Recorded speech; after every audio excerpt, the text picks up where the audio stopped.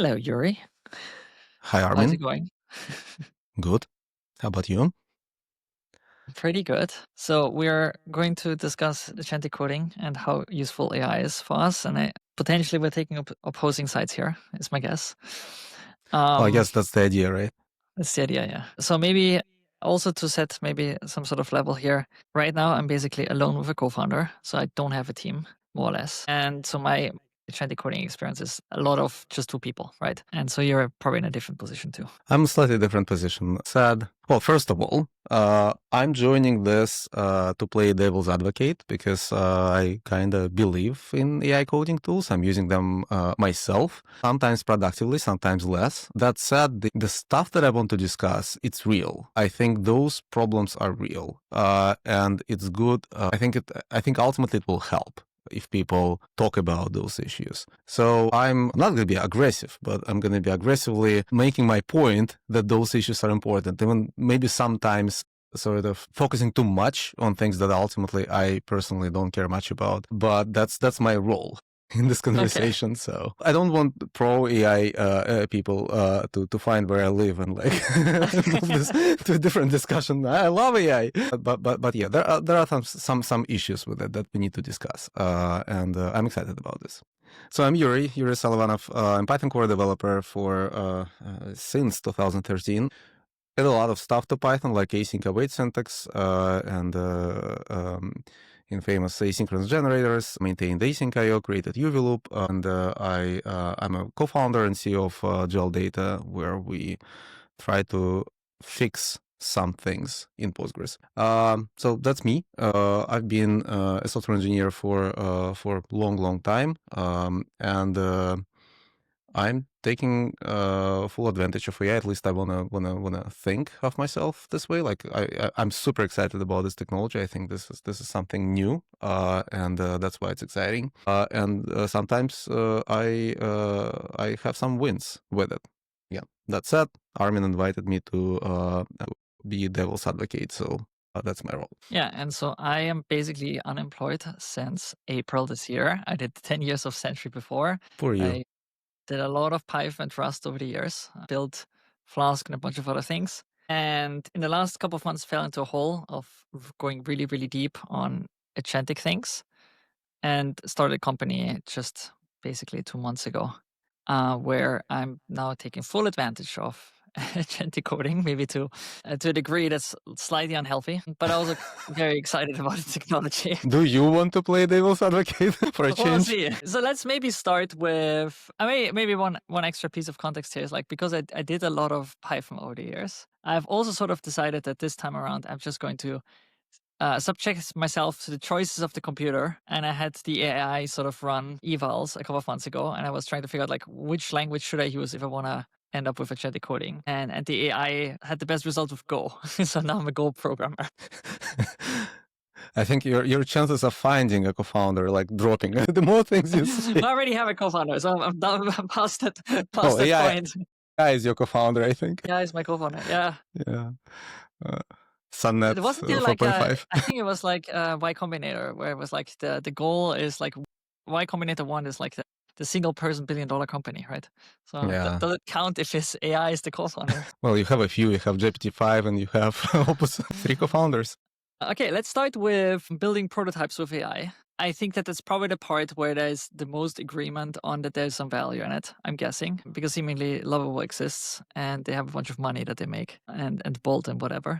Maybe we start with, is it possible to take what seemingly we all agree on, which is like you can actually prototype really quickly with this thing and apply that also to prototyping in the context of an existing code base, or at the very least using it there, and then maybe like to which degree does the same apply from your perspective also for just building in an existing code base? Yeah, so this is basically where probably you and I agree. I think that the coding tools, all of them, not necessarily Lovable, but Cloud Code as well, and Cursor, obviously, like even like vanilla ChatGPT chat editor, if you want to copy paste code, they work amazing for prototyping. My problem with that is that when you attempt to prototype something or build something within the existing within the context of existing code base, suddenly it's much harder. Suddenly you might find yourself spending a lot of time unproductively trying to replicate your recent success with prototyping something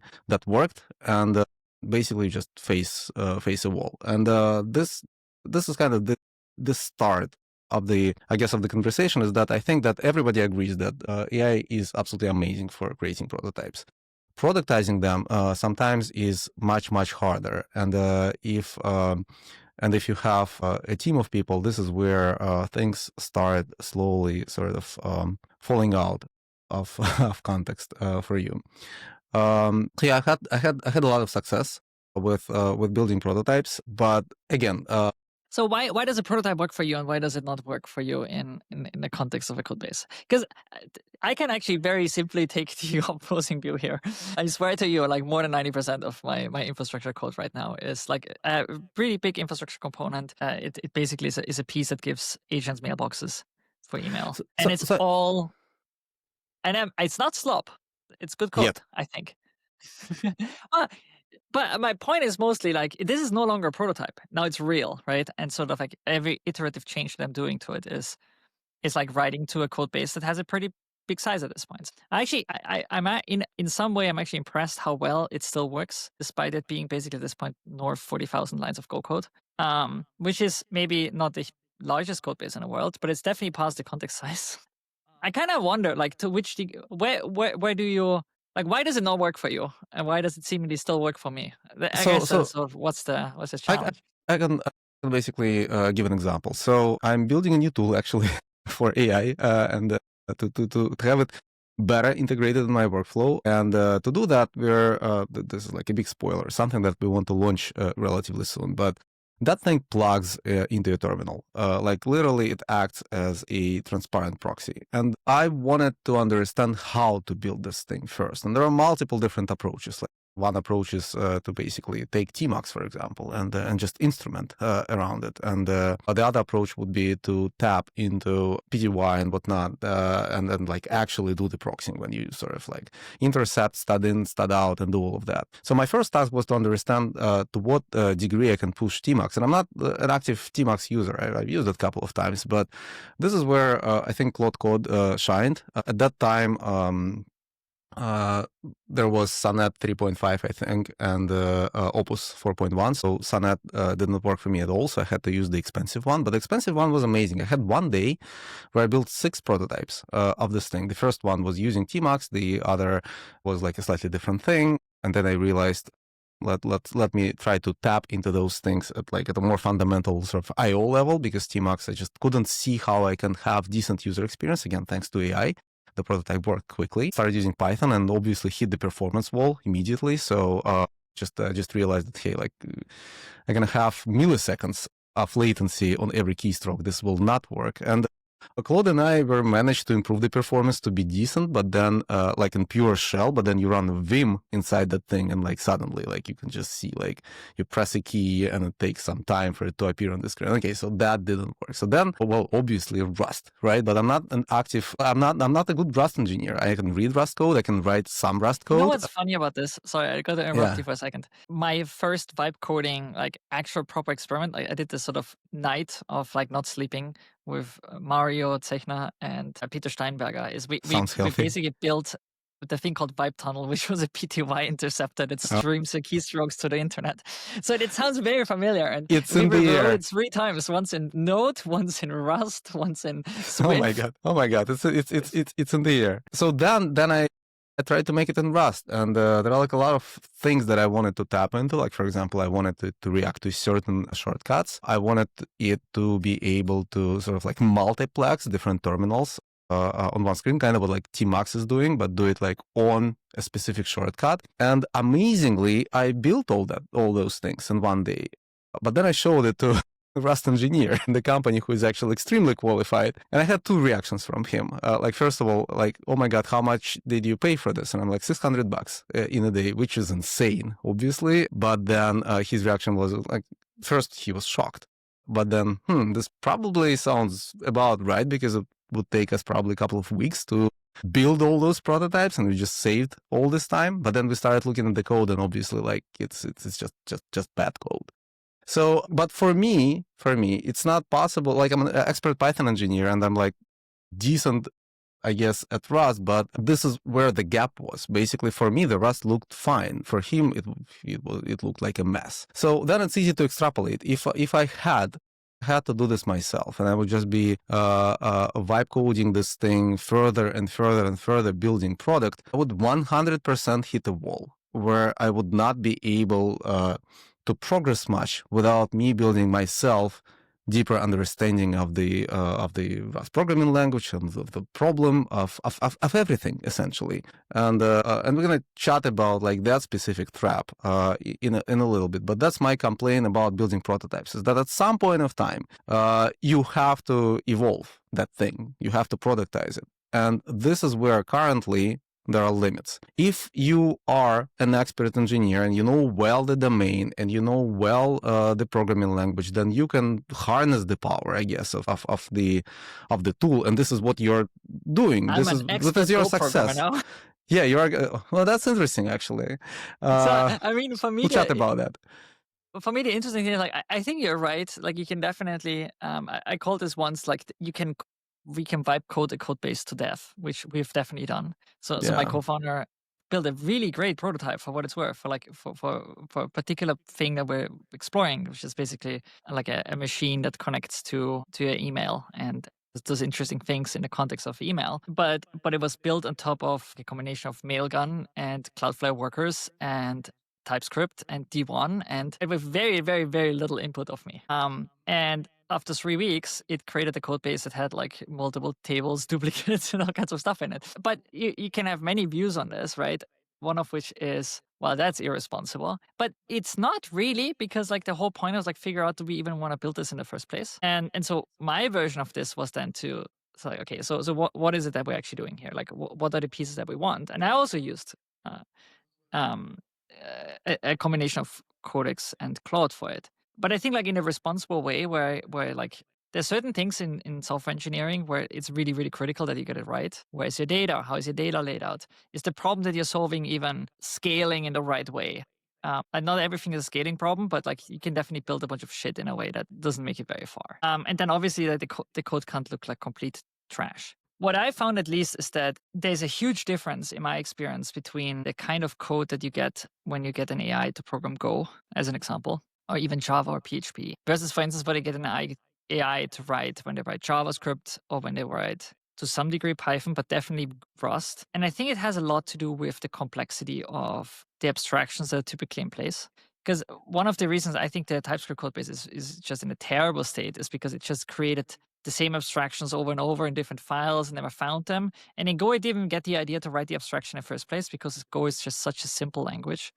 So I think that to some degree, I think it, like, you definitely have to use your brain. Like, even in the Go code base, I think if I wouldn't have refactored the hell out of it, it would probably have made a terrible mess too. But I think for as long as you commit yourself to wanting to uphold a standard and a quality bar, I think it works. It doesn't come for free though, but I'm still quicker than if I would have to write every single line by hand. I think that's my. You think that's the main problem, is that it's like I think we should move like to my next talking point, that I have like a little list of things. Like my next talking point is directly related to this. This is time and expectation management, which is that you have no idea, will it work for you this day or not. Sometimes you want to do something complex, you prompt it, and it just one-shots it for you.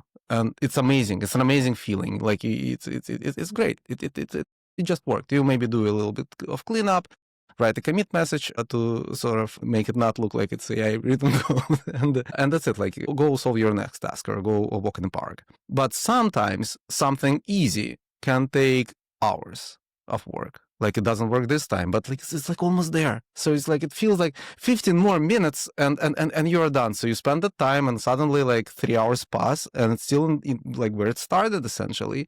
And then you can end up in a situation where the whole day is wasted and you haven't done it yourself. Like, maybe you would solve this task in 2 hours of coding. And that is the problem. Those I sometimes look at AI coding tools like this perfect dopamine cycle. It gives you a kick when it works, and then it doesn't work, so it gets you slightly depressed, but then it works again. And I'm not sure that ultimately it saves time. Like again, like there are clear examples when it does. I think AI perfectly replaces Stack Overflow for a lot of times, like 7 times out of 10, like it will give you the correct result. It saves you time. And when it doesn't, then kind of easy to see and check. So ultimately 100% time savings, I can buy that. With coding though, I'm not so sure anymore. Perceptually, I have a feeling that I can save a lot of time using AI. But when I'm objectively looking back at that time, I'm no longer sure that that was the case. So I think it saves me time, and I think objectively so.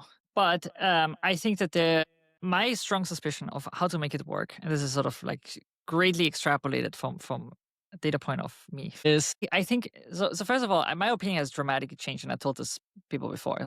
Prior to May, I was like, "All right, this is just a bunch of nonsense." But what I think, like the reason why I feel like I can read the machine, like I have an understanding of what the hell it's doing, is because the weird thing is that there's no learning curve. There's a hill to walk up on, a very, very, very long hill, and you walk up this hill for like 2 months, and then you feel like there's enlightenment because now you know what the machine sort of does and what doesn't do. So it's not about like there's a learning curve and you have to learn the machine. It's like you have to feel it. It sounds so ridiculous, but because like the whole point about it is like you need to understand what is a task that it will not be able to do, because otherwise you're going to run into a situation that you spent 3 hours on a goddamn thing that would have taken you 15 minutes by hand. Yeah. Right. And because of this dopamine thing, you don't really feel like, because there's progress all the fucking time. It's just a pull request. And like, if you actually measure the time that you iterate on the damn pull request, it would actually be really bad.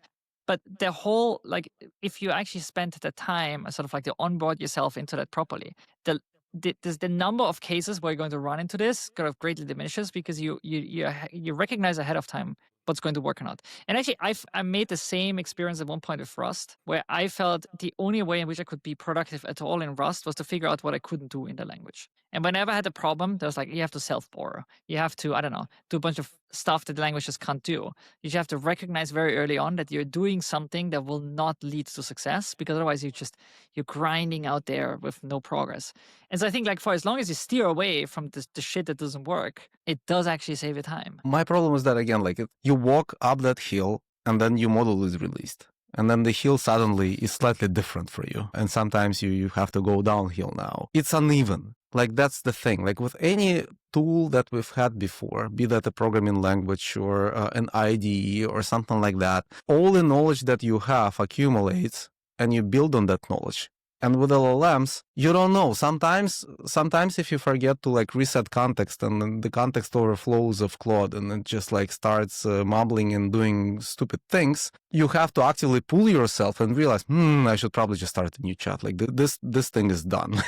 Like no matter what I say anymore. And sometimes weird stuff happens, like it just gives up and like, you should do that. And I'm like, no, you should do that. Like do this yourself. You're the machine. And no, I will not. You do that. And it's kind of ridiculous and cool and sometimes even refreshing to find yourself in this, but oftentimes it's also just frustrating. And you can end up in this situation pretty easily. Again, my main point here is that it's not clearly a hill. It's something that some surface that you see like 30 meters in front of you, and you have no idea if it's uphill or downhill. What is even going on? Am I learning anything? Am I learning how to use it or not? Or maybe I just forgot to reset the context. The irony is that I think like unless I would have actually had the time to like not have pressure. I mean, I had a pressure to start a company, right? It was an internal pressure, but it wasn't like it has to happen by day X.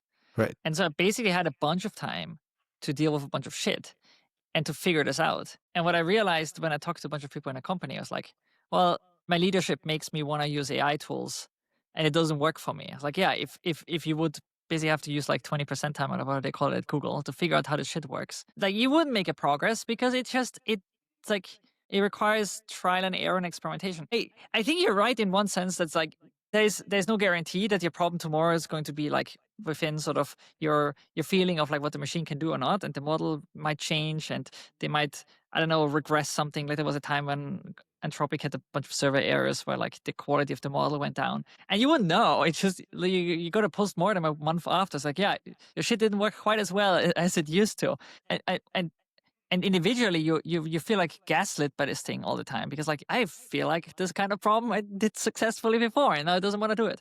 So I think that is correct, and to some degree, it doesn't fully go away. But man, I think the reason it's called vibe coding to some degree is because there are these feelings where you get a sense of like, does it work or not? And it's mind bending in a way because as a programmer, you're used to determinism, or you chase determinism as much as you can. And now we have like, yeah, fuck determinism. It's just whatever. Just vibes. So that is really frustrating, particularly if you try to use these things for like also like building an agent or something. I'm with you on the like there's this part about it, but I think the question is like what's the percentage of it? For me, the feeling is like the percentage of like the shittiness and the weirdness, it's like 20%, and it's not 90%, because it's only that small thing. I still feel like I get a lot of value out of it. But I heard a lot of people say like, well, nice, this is like this 90% of my problem is the shit doesn't work like I want, and so the 10% improvement is just not worth it. Like, yeah, if that's how you feel about it, I can see it. It just doesn't really. I don't feel like that. My vibes are different. By the way, I have a feeling that by the end of this conversation, you might stop using AI because I'm feeling like I'm convincing you. No, So if you want to interrupt the call early, so the list goes on. But I do have a thing here, which is you said time management and expectation management, and it's like, does it save you time? And I think like the main way in which it saves me time is concurrency and parallelism. I feel like I'm solving multiple problems simultaneously in one way or another. I think a pretty big way in which I do actually save a lot of time is that there's a bunch of problems that are going on which are fully solvable while I'm solving another problem. And for someone who runs a very lean organization right now, it feels like I can do more, right? And it's like even Michelle Hashimoto mentioned this recently. It's like you can spend time with your kids and you feel like productive still. And I leverage that a lot. Like I really leverage this a lot. This idea that even when I'm doing something, maybe it's unhealthy too. Like there's probably some version of this where like you should really turn off your brain at certain time of the day. But the fact that I can sort of multitask is for me really the thing that gives me the biggest feeling of like, this is good. So I'm not an expert in this, but I do know, I've heard multiple times that people who multitask have perceived perception of them being productive, and in reality, they are not. So I think this is like one of the traps again, when you can be fully convinced that you're saving time, but in reality, you are not. And the problem here is that it's really, really hard to really benchmark it and get a definitive answer if it works for you or not.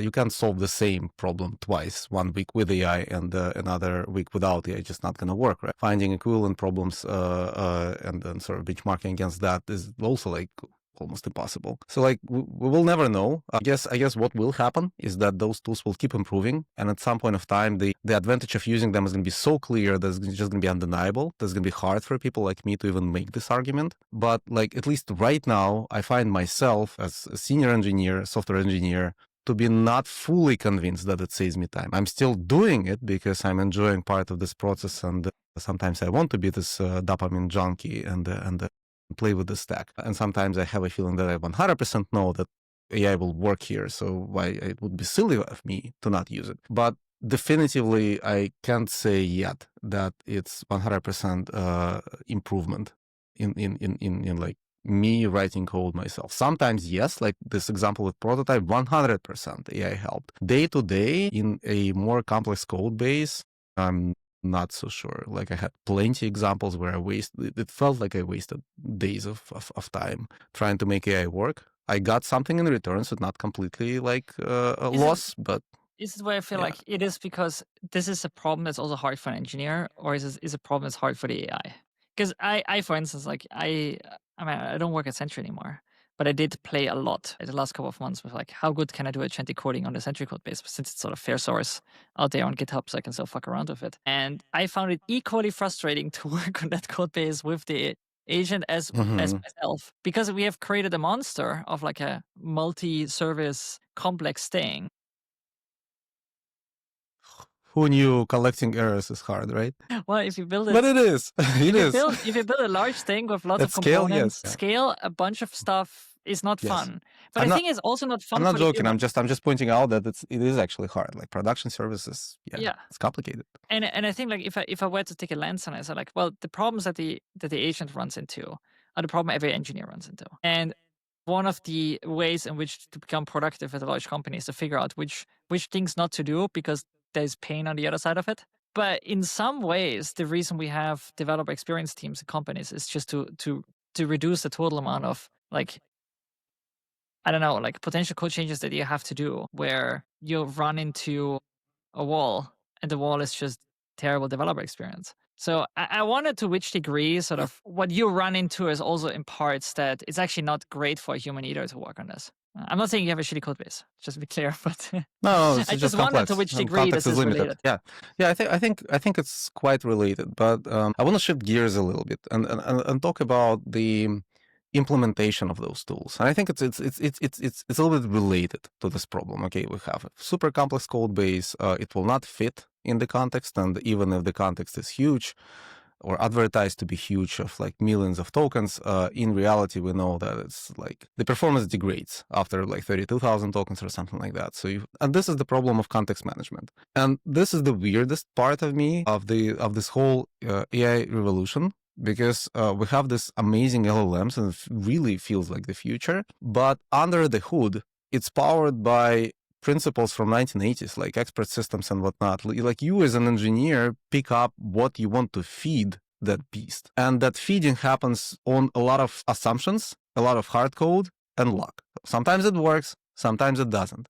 You can't trust an LLM to itself form the context. So you have to feed it with something, with your prompt, and then your IDE adds some context around it. Maybe your open tabs in your editor, maybe some settings in your, I don't know, PyProject TOML or Cargo TOML or something like that. And then that's it. Like you just wait for magic to happen. But it's an important bit that actually feels like we don't have any progress there at all. This notion of forming the context. And when you are just building a prototype, the context is empty. All you have is your prompt and maybe a couple of desires, like write it to me in Go or whatever. Or when the project is small, it might all fit there. In the complex code base, context forming is extremely hard, and it might not necessarily be those files that you have in your idea might not be necessarily relevant. And asking you to just drag and drop tabs meticulously for every prompt when you select which files it should focus on also feels like a drag, right?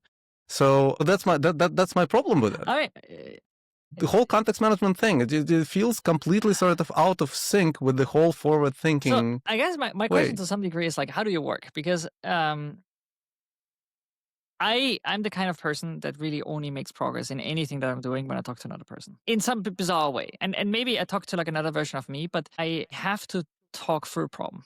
Like I have sometimes there's weird ideas like this shit is going to work, and then as I'm sort of like working myself through it, like, this actually it's just like there's a bunch of holes in it. And so for me, almost the natural part of solving any problem is to work my way through it. And that lends itself really well to agentic coding because that turns out to feed all the shitty context into my brain.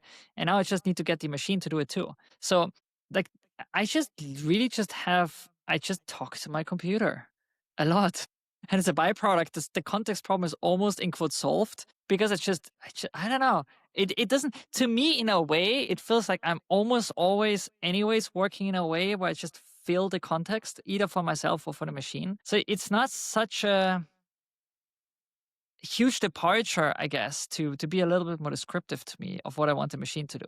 And so maybe that also is why I maybe encounter a little bit fewer problems, because I think you call it a drag of like providing all the files and context. I don't know, for me that has always been natural. I used to maintain this files where I write down all the steps that I want to do prior to doing it, because I feel like that gives me a better understanding of what my change is or how I have to structure my change. Like a lot of it refactoring, it's always like you got to do this first, because otherwise the second step is much harder. And so that to me is like content engineering that you even do without AI. And so that is always how I worked in a way. So I don't feel it as a drag, I think. And I don't know if I even want a machine that figures the shit out itself, because then like what is my role in it? I feel like my role is to provide the context. Right. So I don't know. Is it not related to you in a way that I feel like that's the part of engineering that actually like No. this is how you piece it together? It's true. Like what you said. Like for example, I have ultra wide monitor. Why? Because like when I'm writing software, I want to have multiple columns, and I want that context for myself. I have sometimes the same file open like side by side at different locations because I need to stare at them to make progress. So just like you, I also have to have context before I'm writing code. I have to understand what files it will touch and what files are related in the project and all of that. Like naturally, I think any engineer does that. Maybe like one of the failure points for me is that I'm not talking to the computer. I just recently started experimenting with that, just like like double tap on FN key to capture audio and transcribe it. And it worked fine, but like it's not a habit for me yet, so I don't yet have definitive answer if it works or not. But still, sometimes you might have a file that has 5,000 lines of code in it, which for what it's worth is questionable. Like, why do you have files that long? It's it's also weird. But I can see Claude losing the thread often in a complex code base when you have too much of that stuff. Sometimes the problem is just like that you have to touch 20 files to solve it. And it's hard for you to make the context smaller, like to subdivide this problem into smaller problems. Sometimes I realize, it will take me like 3 times longer to write this prompt to explain it everything in nitty-gritty details, like what it's supposed to be doing. But if I do all of that work, maybe it's just easier for me to just go and do it myself at this point when I'm explaining everything. So it's like really, really hard, at least for me. Maybe our project is specific. Did you see a difference between? I know that you also work on CPython, right? So did you see a difference from working on CPython versus like on Shell, for instance, in your effectiveness of AI? So I'm not actively working on CPython, but recently I rewrote UUID implementation from Python to C. It definitely helped. Like I have a feeling that it helped, but also it was a clean slate problem, and also LLMs are amazing at translating a thing from one language to another language. So this is where it helped. It still made like a lot of non-idiomatic to CPython things. So ultimately, I doubt that there is like a single line of code that survived ultimately. I rewrote the whole thing, but it did save time because a lot of boilerplate was reduced for me. I didn't have to copy paste and change things as I usually do. LLM can do that for me, and then I can edit. So that's my recent contribution. And again, like it's a bad example because it felt like a new thing. I should try to use it more often. I found one kind of interesting failure case. And I talked with Lukasz at EuroPython on this, which is I actually found it to be much harder to work on code which is in the training set than on code that's not in the training set. Interesting. And I think it's sort of counterintuitive, but it might also make sense because one of the problems is that you basically work on something that's overrepresented in the training sets. Like the CPython code base probably there's a lot of it in the training set. But the one that you're working on is actually not the one it has seen. It's like the 9 months newer version of it. And I've also encountered this with the Sentry code bases. Like there are millions of forks of Sentry out there, some of which are really, really old. So it just hallucinates code together, which has not been in the code base for a long time. Oh, actually, because it thinks it's still there. So that I found really interesting because that's an entire class of problems that where like I don't know if it's going to be representative going forward, but for instance, like you get this idea that like if you have this huge context and like all of your shit is in the training data, then it should be so much better. But the reality for me at least is that unless it's sort of day-to-day up-to-date, which unlike to be is actually not helpful. So now I actually remember there was one problem with my UUID work at the Python core sprint, rewriting it in C. The problem is that Python C API has like an old style way of declaring a module, Python module in C. And there is a new way. New way is like two-phase initialization. There is like a notion of module context where you sort of put your global variables and whatnot. There is something required for you to do if you want to use free-threaded Python in the future or subinterpreters, stuff like that. Yeah. So it's required. And obviously, if you're working on Python code base, anything new that you do must follow that new thing. And it's quite different API, like internally, just the different arrangement of the code and type declaration, and there are some gotchas there. And this is where it felt miserably. So essentially, it was insisting on doing things the older way. And I had to actively fight it. And ultimately, I think I gave up and just focus on like little things, like write me the body of this function. That's the part where I feel like I kind of want to talk about open source a little bit and the impact affected this whole thing has on it. Because Oh yeah. that's the part where I might actually take the opposing view and say it's going to be terrible. Yeah. I think we might align. And again, you might stop using AI after this conversation. I have a lot of No, thoughts on that. I'm not sure, but I worry about this quite a bit because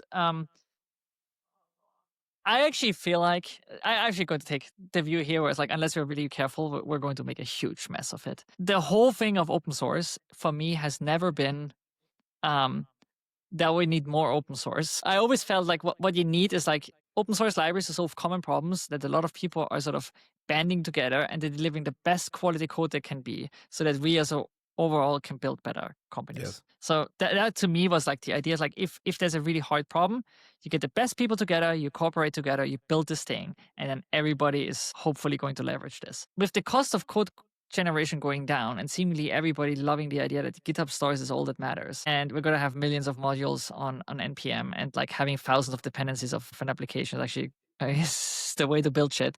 Actually, I think like because it is such a predominant view, this can only end terribly with so much more actual real slop going around. So I don't know. Do I have a counter to that? Because my view on that is actually, unless Lot. I have a lot of thoughts on that. First, like, just to get that elephant out of the room, I think there could be a more fundamental problem with all of this, is because it's proven now that if AI is trained on content generated by AI, the quality degrades significantly. And open source is just this perfect mixer of things, because now you have pull requests partially written by AI. It's like really hard to separate which part of it is written by AI, which part of it is written for human, even for humans. That's part of my view complaint in a minute, but it's also hard for AI and for all those training pipelines and whatever they have to create those modules. So I'm not an AI researcher, but like I have enough in my context to know that this is a problem. So I'm a little bit worried about this. We're gonna see a lot of new code written, potentially 10x, maybe 100x new code written. There's gonna be a sea of new stuff, and like who knows which part of it is AI, which part of it is human brilliance. So with that out of the way, problems that I see, like let's get back, for example, to this comfortable example of UUID. It's sort of required by CPython contribution policy that you sort of notify people if you use the AI or not. And here I am. I don't know. Like I really don't know how to answer this question. So it's 100 lines of C code, which is significant. Most of this code is kind of mundane. This is not like, I don't know, dict object C, where you have complicated pointer arithmetic magic and whatnot.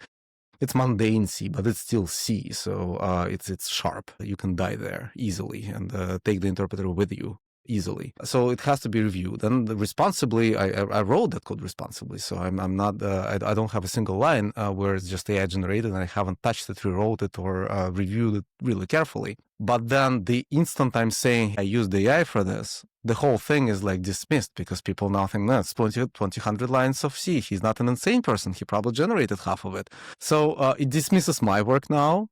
But also I myself in a similar situation, even like I know Lucas, for example, he submitted that and he said I used the AI. I would also be dismissive in this case. So how can I even trust people now with this kind of stuff? Like, what is the social dynamic here? Yeah, the social dynamic is actually really, really hard. And I think like this is one of the reasons why I feel like I don't even want to take a side on anything when it comes to the social dynamic, because like this is just going to have to play out somehow. But one of the areas where I definitely noticed like this is all kind of wonky is like I definitely have released source code out there, which is 100% AI generated. And one of which was this Vite plugin. It's a very simple Vite plugin. It just forwards the console log to the Vite logger output so that you can see the console.log in the browser in the terminal. 100% AI generated. And then I was like, okay, so I'm going to publish this now. And then I wrote licensed under Apache 2. And I also said like, if that applies, because quite frankly, laws in the courts in the US have already said like, that's not human generated output. So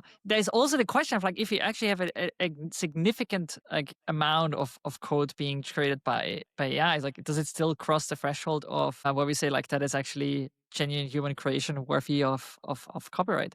So like even on that level, I'm now starting to like look at a lot of source code out there. Like I ran into a company where they have code on GitHub. I think it might be, I don't know if it's open source licensed or if it just happens to be on GitHub, but I found like implementation uppercase implementation _ summary.md in the full of emojis somewhere in the code base. And I looked at the code base like, this is like, someone is vibing hard here. Yeah. And if you hang around in sort of the startup kind of ecosystem right now, there's so much of people throwing shit on GitHub, which is probably just a full AI output. Yeah. And how are we going to respond to that? Like, it's one thing of seeing this against like a pull request on an like established open source project, and maybe there's at least something in place. But there's going to be a whole range of people who are just like creating this amalgamation of different kinds of things there, which is just regurgitated in some way human output. Yeah. It erodes trust. That's the Yeah, problem. for sure. Because I might know that, hey, like, well, I'm not going to be using code written by you anymore. But like, for example, let's say Lukasz. Like, I know Lukasz well. He's a brilliant engineer. So he received a library written by him, and I'm pretty sure that if this, let's assume it's something like to do with like high performance I/O.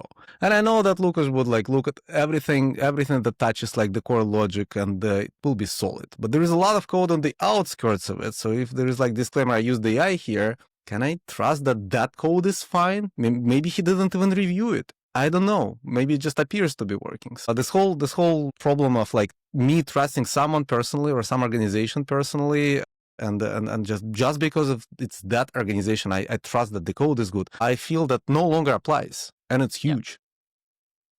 No, I share that concern a lot actually, because I don't. That's the thing where like I don't actually. There's one thing where I know like what the machine does to me, right? But it's a data point of one in a rather narrow set of things, right? And so I cannot even argue like I trust AI, I don't trust AI. It's like the only view I can take is like whatever I create together with the AI, I'm responsible for. Yeah. But I don't think that's the view that most people take. And there's like no social standard for it, no anything. And it would be irresponsible for me to say like, well, because my experience is this, that's sort of like what everybody's experience is going to be. And we're also very early in this because in some ways we're doing like this version of open source agentic coding for like 6 months, give or take, even less, I think in some ways. Because for sure, what I see is that after Claude Code and after new codecs, there's a lot more, like we're way past this sort of little bit of autocomplete, where you were at least like very actively paying attention to every single thing that sort of autocompletes out. Now we're like, well, let it run for like 15 minutes and then let's do some code review here. So I'm with you on the trust part. And I also think that one of the problems with this is now it has created, look, there are also positive things, right? I think like creating repro cases for bug reports, great time saver in the context of open source. Because you used to get this bug reports of like, well, shit doesn't work. And then the only thing I could do is like, works on my machine, give me some more details. And now I can at least just like copy paste this, try to make a repo case, and usually gets one. So those are positive things, but I'm definitely suspicious of pull requests now, and it has made a lot of things much cheaper than actually were pretty good that they were not cheap before. Because some of the issue reports are clearly not even human generated. They're also like AI generated. Security reports against libraries, they're like partially completely Claude, invent some security issues so that can annoy some people to get a CVE for. Like all of it's just insane now. It's It's like insane. objectively insane. It's insane that a well-written issue is a red flag now. Yeah. Or code with comments like, no, like I'm not gonna touch it with 10-foot pole. Like, this is like I used to like if I got a long issue against one of my project, I was like, oh, this is like going to spend some time reading for this. Like this is great. And I get a long issue, it's like, oh my god, someone went hard on Claude here. But it's just like this is the trust eroding part I really hate, because like that's not so much about like what the machine does with you. It's like what we as a group of engineers find. Like I find it irresponsible when people sort of shit some AI stuff into an issue tracker and don't declare it, or into my mailbox for what it's worth. I get so much email now that looks like slop, and I don't even want to engage with that person. Well, the idea is that you don't. You ask AI to do that and just never check your email again. No, but that's really trust eroding, and I hate it. I really hate it. Yes. And it's like it makes people lazy. We're gonna talk about it in a second. That's the thing. Like trust erodes not just like between me and somebody who I know or know about. Trust erodes within the team. That's the thing. Like it's hard to understand. It's hard for people to sort of know what works and what doesn't work. And sometimes you can see a pull request. I know that the code in that pull request is written by a human, and I know that human, so that is fine. I can review it. But then tests, and I see that tests are generated by AI. And it's such a common sentiment online that, hey, just make it run tests. But you know that probably that having a big test suite might not necessarily be a good thing. Like if you have duplicate tests, or if you have too many mock tests, it's worse than not having tests at all sometimes. Tests are expensive, extremely expensive to maintain, to evolve, to do anything. And if you heavily rely on mocking, for example, you might not have a test suite at all. You might have an illusion of having a test suite. And AI is really good at creating this illusion of being able to write tests. And because tests are always treated like a second-class citizen by a lot of engineers, hey, like I'm not going to be investing much time into reviewing that part, and let's just hope that it gets it right. I can see myself just like really being scared of the situation. Like we're just not going to write high-quality software because high-quality software demands having nice tests. So I think like this is sort of a meta point for me in general. I've written about this on Twitter a ton. The quality of AI generated tests is like, it's so bad. That's the part. That's real slop. But I also think that this is to a large degree because like we as engineers also suck at writing tests, like really, really bad. Because I've seen many more bad tests. Mocks, for instance, I hate them. There's so many situations where it mocks out the part that's actually the one that's most likely to fail, and then it fails, right? Or like so many tests where people just write integration tests that rely on bizarre sort of side effects in the system somewhere, like let's put some sleep here, let's do some like all of this, right? And you're going to get a lot of these tests generated by AI now, but they were already pretty bad test patterns before, and we treat them as second-class citizens. I think like as engineers, we don't know at scale, we don't know how to write good tests, and we're even rewarding people for writing bad tests. That's the problem with tests, is that like the more you sort of progress in your software engineer career, the more you understand that tests are hard. And yes, mock tests are horrible. That knowledge internalizes in time. Usually companies go down because of that, lack of that knowledge. But tests are also extremely demanding, as you said, and to not have mocks means building infrastructure for tests. And sometimes you might end up building more infrastructure for your tests than infrastructure for other parts of like the actual production code. Sometimes, and then once you build that infrastructure, you need tests for that infrastructure. It's like, it's a fractal of a problem to have good, reliable test suite. Running it, parallelizing it, make sure that like it doesn't run hours on GitHub CI and slows everything down. This is really hard. And yes, AIs are not trained on that. There are not too many good examples of good test suites. And even if they are, usually those test suites are so highly specialized to that specific project. They're an integral part of that code base. You can just separate it. So it needs deep insight to get takes deep knowledge to get like any good insights that you can just apply to another project after that. It's really hard. And I have a feeling that it will take a couple of years of like LLM progress before like they can sort of extract that information and reapply it to your domain. I think like at one point is sort of the only way I think that is going to get better is like if we maybe also solve the other problem, which is sort of like maybe the quality of AI goes down because they're trained on an LLM output, right? So at one point, I think like someone has to find a way to judge the quality of a code base and be more selective on the learning part. And I think for tests, it will be necessary to some degree because there's just so many bad tests out there. And they're like there are entire test frameworks which encourage shitty tests. And there has been a generation of programmers that really believe that those shitty tests are exactly the gold standard of a test that you should write. And I think like that's actually a problem for open source to a large degree. Whole books written about like writing tests in a horrible way by prominent publishers. I mean, this is the weird thing is like that's actually why I feel like my job is going to be secure for generations to come is because really like eventually you realize that you're getting really good but being very counterculture because the culture is sort of going to the median of software engineering, which is where not good quality is being created. Yeah. But yeah. So I have a feeling that the problem here is like even more fundamental, and it probably has to do with the current like technology of LLMs. Again, I'm not an AI researcher, but I'm hearing from here and there from prominent AI researchers that LLMs are like either dead end or like we need next big revolution in LLM to happen. And to me personally, it all boils back to this active context management because LLMs don't have memory. All they have is context. Every new task is completely new from them. A person can learn A person can internalize the information about this project, about knowledge, about the mission of this project, and about some meta and understanding of the domain that you are trying to solve.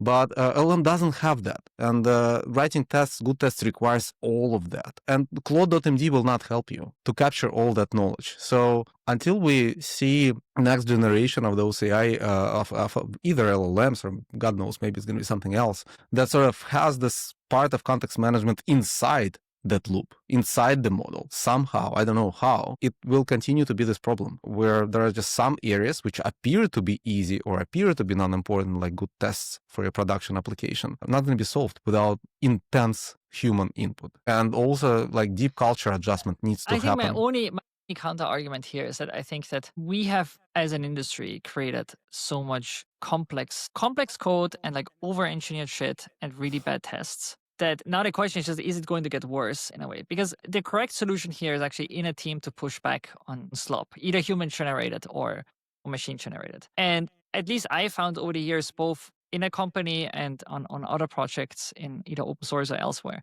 it is actually very, very hard to take a principled stance on things that sort of most people think is actually a good thing. That's actually really hard. And I think in a lot of projects, you end up with the kind of code that you know after a while you should never accept, but other contributors on the project will accept it, or it's sort of industry standard, they need this stuff. I don't know to which degree that is necessarily an AI problem, I think, is I guess a little bit my code here. Like if we concentrate on tests as an example, are you going to get worse tests now with AI than you get? I think you get overall more tests, but the percentage of the shitty ones are probably like all things equal, you're just going to get more tests, so you're going to get more shitty ones, but the percentage might be the same.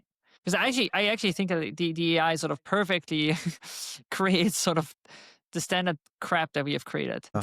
The reason it's so hard to work on large code bases, at least what has come out of the Silicon Valley in the sort of the last 15 years, is like super complex systems, like overly complicated. Like everything needs to be outsourced to some third parties, like infrastructure startup.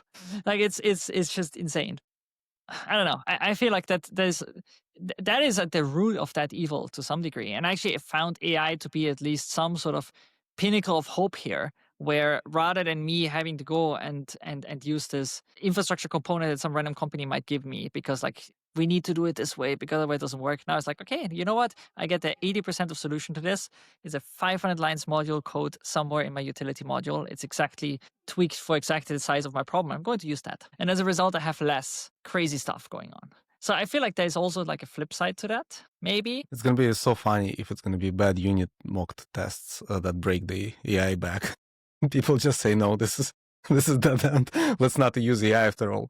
But it might as well just happen, yeah, because bad tests will slow down things, not only for people, but for AI as well. Testing incorrect things, incorrect behavior, codifying it, incorrect behavior in a test, which creates a bad sort of feedback loop in the development for everyone, specifically, especially for AI. Yeah, all of those things are unsolved. I'm with you that part of this problem is coming from humans.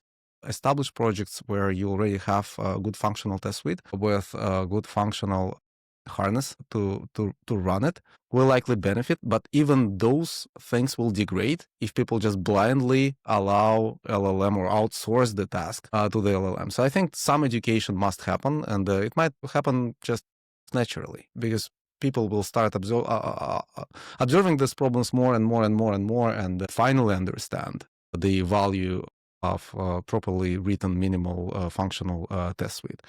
But again, it's definitely going to be a learning curve, not just for AIs and LLMs and everybody, but for like software engineers themselves, 100%. And ultimately, this is good. Like we can actually say that this might actually have net positive effect out of all of this. Is that look, there's optimism. Yeah, there is some optimism that people will actually understand the value of this, because there is a lot of also like misalignment on tests in general. Should we have them or not, and whatnot. Well, if you want to use AI, then you have to. There is just no way. Maybe we should come to the question of like, how hyped is it? Before that, like, let's quickly chat about the other thing, which is laziness. Laziness and brain numbness, or the way how I wanted to send it to you first, brain smoothness, and by another complaint with AI. So as I said before, I can write Rust, I can understand it, but I'm not good at Rust, not to the degree that I'm good like at C or Python or some other programming languages like TypeScript or whatever. Rust to me is still new, and what I observed is that there are a couple of code bases where I contribute and where it's socially acceptable for us to contribute some of the code that's AI generated. People can review it, and I'm open about it. That's fine, but I'm not learning it. That's the thing. Like, I'm not exercising my brain. It generates Rust code. I'm making some fixes here and there, but it's not compared to me writing that code at all. So it feels like my progress is stalled. So I have to make a conscious decision of not using AI in order to get better. But there is a significant pushback towards it, because the kind of Rust code that I need to write is actually extremely simple. And an RPC method here and an RPC method there.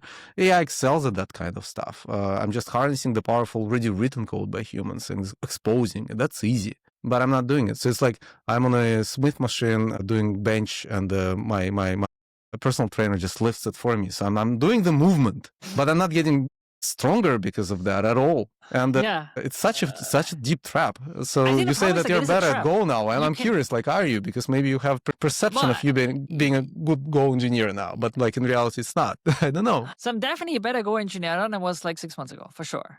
And it is very objective, because I basically couldn't write any Go code. Like, I could, but not like...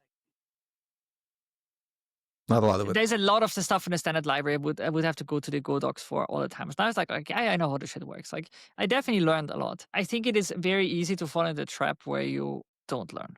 And I made this learning the hard way, for sure. And not even just for in the context of programming. Like, I feel like the thing that I learned the most over the last 2 years just working with AI to begin with is understanding that if you turn off your brain, really bad things can happen.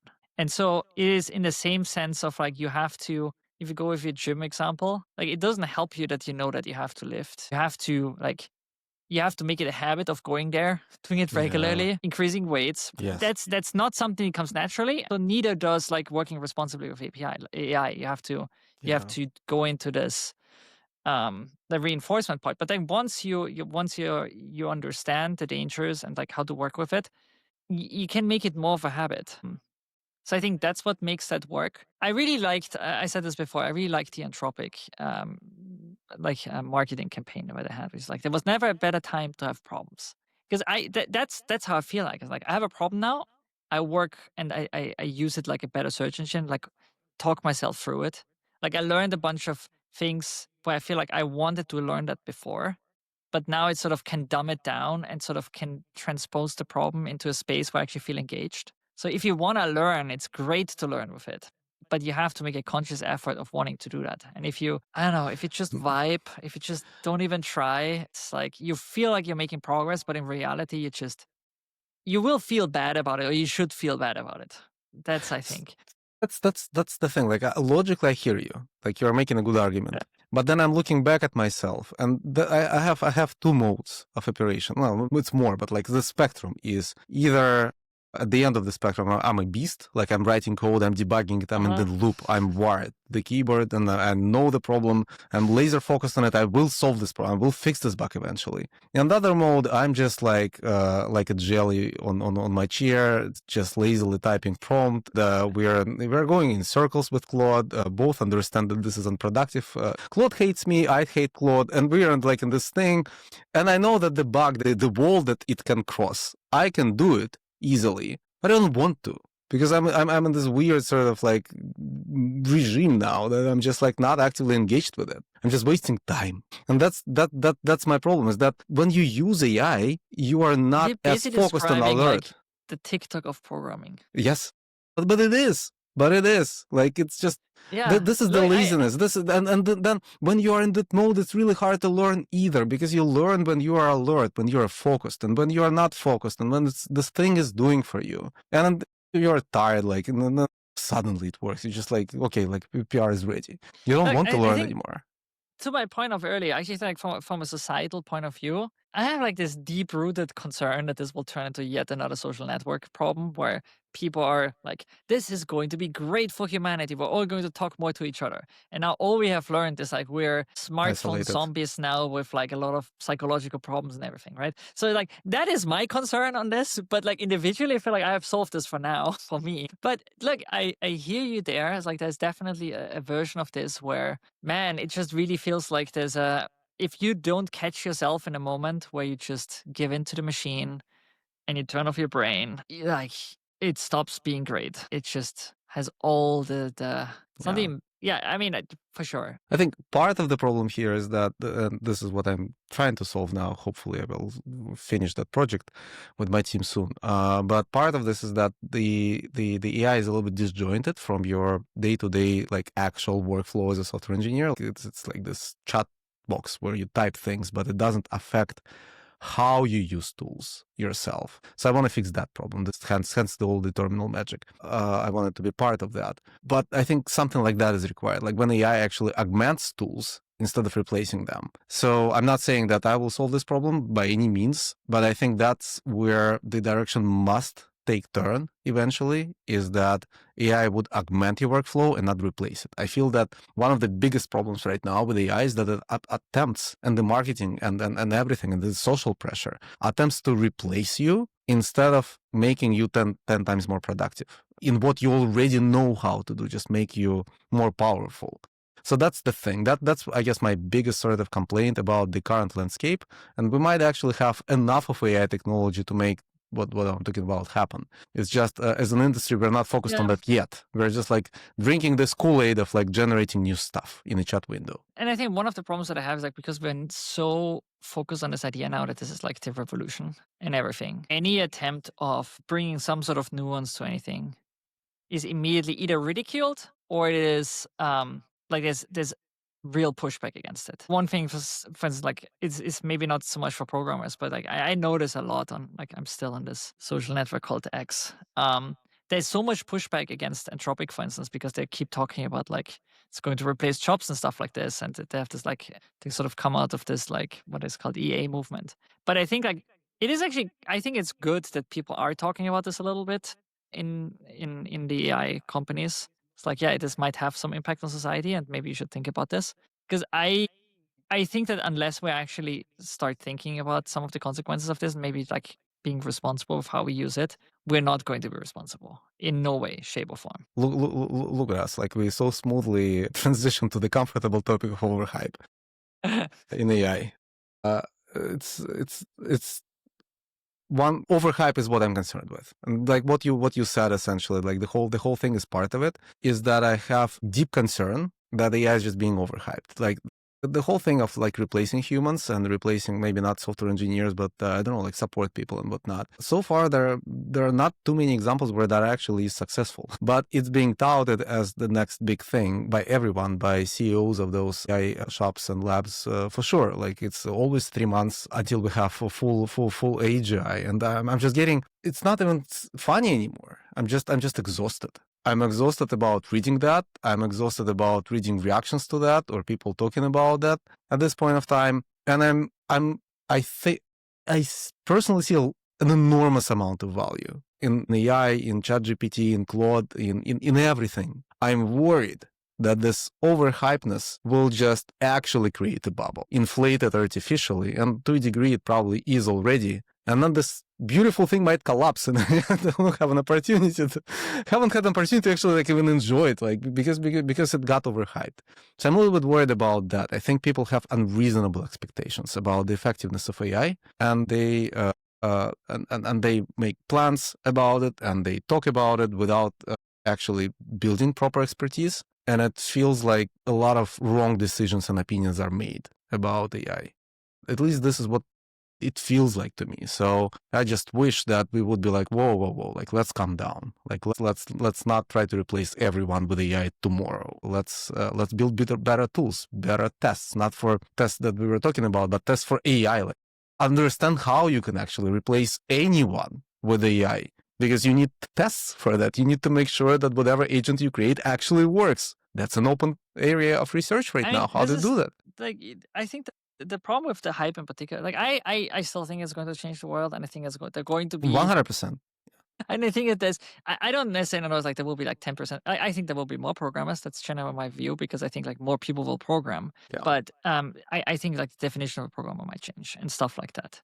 But what is really, really frustrating is this ridiculous discourse around AI in any shape or form. Is like engagement bait and this ridiculous bets which are going on about like when we're going to have super intelligence and HAI and whatever.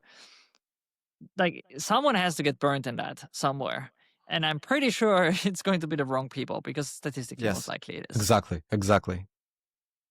So there's definitely like there's some bubble going on here for sure. I don't think that if it's going to pop, it's going to be, oh, we didn't want to do AI, so we're going to do something else instead. I don't think we're going to end up like Dune, where we said like this is too powerful. Let's just say no to AI. I just don't see that.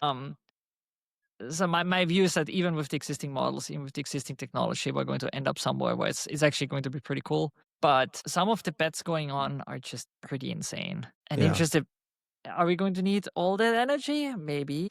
Maybe it's also just a little bit insane what we're doing. I don't know. Like, what is at one point, I think we have to look at this and say, like, some of the people which are currently paying someone's bill are doing this because they actually think there's some value in it. But they might themselves at one point feel like that was not sustainable, and then they stop paying for that, and then the service that they paid money for stops paying for the service that paid. Like, there's a all that money that goes to different kinds of companies up and down the AI stacks right now. I don't think it's going to be sustainable long term. Someone made a misbet somewhere. I don't know who it is, and maybe I'm wrong, and maybe this is like the forever bubble, but some of it looks so unsustainable. Yeah, I agree. I don't have much to add on top of it. It's just my deep concern. I don't have any answers to it. I'm concerned. I'm concerned about this technology, being impacted in a negative way because of the consequences of it being overhyped. Look, I also have another like just fundamental problem with the whole thing. How can private companies at this point be so fucking valuable? It's like if you wanted to say like capitalism is all great because like people can participate in the public markets, there's nothing where OpenAI will grow to, at least in a reasonable way, because that company is like we have created this behemoths of private capital that hold all of it.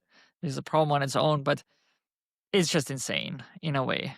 Yeah. That they grow like that. Like what was Google worth when it went public? A fraction of what all of those companies are, even inflated for inflation and sort of the development of S&P 500. That to me, like this insanity of creating this super national private large companies is just Well, it's the pump phase for sure. maybe it will collapse. I really hope there's not going to be a another. dump phase anytime soon. That's going to be massive. Anyways, they will learn something here. I don't know. What they will learn. It seems like the I'm still going conversation to use AI. converted you to become an AI pessimist. No, I am super optimistic. I love it. It's great. Right. Am Nice. I optimistic about like what society will do with it? No, I don't want to deal with it right now. That's But a whole like separate individually, conversation. I feel supercharged. Yeah. Well, me too. That's all that Like, matters. again, ultimately, I'm using AI. I think that a lot of our own practices might actually improve because of AI and will ultimately allow us to build faster and better. I also think that there's going to be a lot more software engineers in the end because somebody will have to fix the AI mess and actually make good out of it. So I'm not worried about engineers being replaced by software by AI at all, despite what a lot of people think on the street. So yeah, I think the future is bright. It just feels like we are like really in a lot of uncharted territory right now, and we don't have good answers to a lot of actually hard and imminent questions. So I'm not worried about AGI happening anytime soon because like what I see right now is that it barely able to consume Claude MD reliably, let alone of launching nukes at us. So I'm not too worried about any of that AGI-ness, but I am worried about the impact on the field and like ultimately AI slowing down some parts of software engineers as opposed to accelerating it, unless we get better at using it and instrumenting it and just like better at writing software actually. So it's an interesting intersection of problems for sure. All right, then. Thanks for the conversation. Thank you, Armin. Okay. Let's see the feedback on this. I'm kind of curious. Well, I don't think that we said anything controversial. We shit on some people indirectly. You never know.